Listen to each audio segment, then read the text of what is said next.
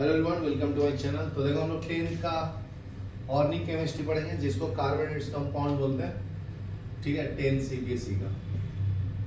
ठीक है, chapter number 4, carbon and its compound and it's यहाँ क्लियर है। तो फर्स्ट देखो, फर्स्ट पढ़ेंगे कार्बन के बारे में। कार्बन का सिंबल क्या है? C। कार्बन का एटॉमिक नंबर है 6, एटॉमिक मास है 12। ये 2,4 इलेक्ट्रॉनिक डिस्ट्रीब्यूशन, इसको क्या बोलते हैं?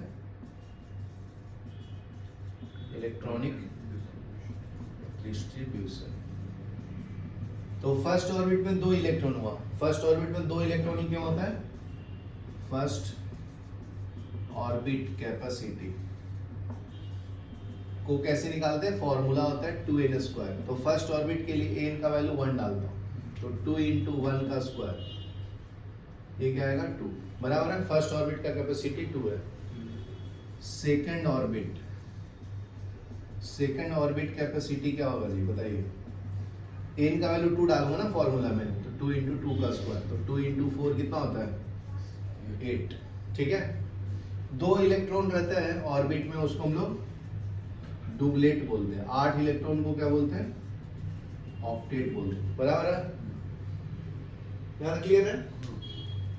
तो ये जो 6 है उसको क्या बोलते हैं? Atomic number. इसको Z से रिप्रेजेंट करते हैं। अगर कोई डिफिनेशन पूछेगा एटॉमिक नंबर कहता है, क्या बोलेंगे? Number of proton present in nucleus, यहाँ क्लियर है। उसी तरह से ऊपर वाले को क्या बोलते हैं? Atomic mass.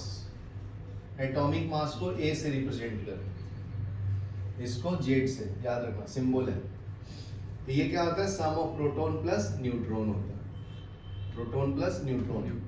तो P के जगह पे मैं क्या लिख सकता हूँ? Z भी लिख सकता हूँ। ठीक है, तो ये दूसरा फॉर्मूला मिल गया। यहाँ क्लियर है।